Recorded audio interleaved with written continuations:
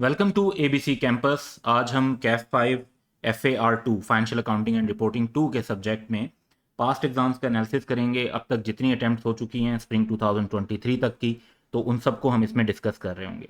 पहले आप देखें कि हमारे पास चैप्टर वाइज एनालिसिस है मार्क्स का, और जिसमें जो न्यू स्कीम के बाद से जो मॉडल पेपर है और फिर उसके बाद न्यू स्कीम के बाद से जितनी भी अटैम्प्ट्स हुई हैं उनको हम यहाँ पर सामने देख रहे हैं।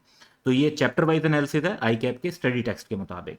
तो यहाँ पर आप नोटिस करेंगे कि जो सबसे ज़्यादा मार्क्स अगर एग्जामिन हो रहे हैं तो वो कंसोलिडेशन के एरिया से बनते हैं एक्चुअली।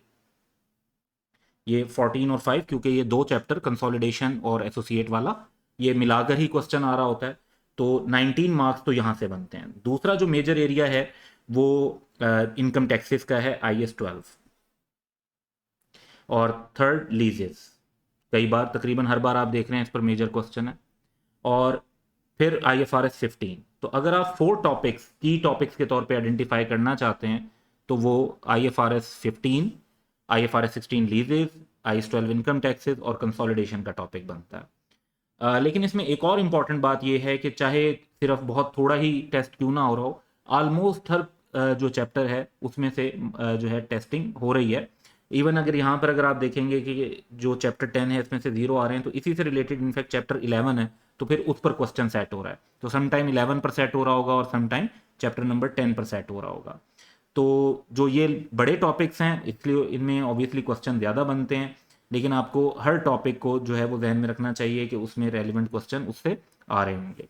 अब चैप्टर वाइज एनालिसिस के बाद हम देखते हैं कि वेटेज ग्रिड जो आई कैप के सिलेबस में दी हुई है उसके हिसाब से अगर एनालिसिस किया जाए, तो वेटेज ग्रिड का पहला हिस्सा है प्रिपरेशन ऑफ फाइनेंशियल स्टेटमेंट, जो कि स्टडी टेक्स्ट में 4 चैप्टर हैं, 10, 11, 12 एंड 13, इनसे रिलेट करता है। और इस पर जो रूल है वो तो है कि 25 से 35 मार्क्स तक का पेपर आना चाहिए। ऑन ऑन एवरेज देखें तो ये रूल फॉलो भी हो रहा है कि 29 मार्क्स तक का पेपर इस पर सेट हो रहा है ऑन एवरेज। अच्छा, उसके बाद अगर आप दूसरी साइड पर आएँ तो accounting for non current asset की जो कैटेगरी है, इसमें भी 4 चैप्टर हैं, 1, 3, 5 और 6, यानी इंटेंजिबल एसेट है, एग्रीकल्चर है, फाइनेंशियल इंस्ट्रूमेंट्स हैं और लीजेज है। इस पर जो रेंज है वो भी 25 से 35 की है, और इस पर भी रेंज फॉलो हो रही है, 28 मार्क्स तक का पेपर आ रहा है। फिर एथिक्स एंड अदर एरियाज जो हैं इसमें आपके बहुत सारे चैप्टर हैं, जैसे IS 1037 रेवेन्यू, उसके बाद चैप्टर 7 जो है वो IS 21 जो फॉरेन करेंसी पर, इनकम टैक्सेस पर, ऑपरेटिंग सेगमेंट पर और एथिकल इश्यूज पर।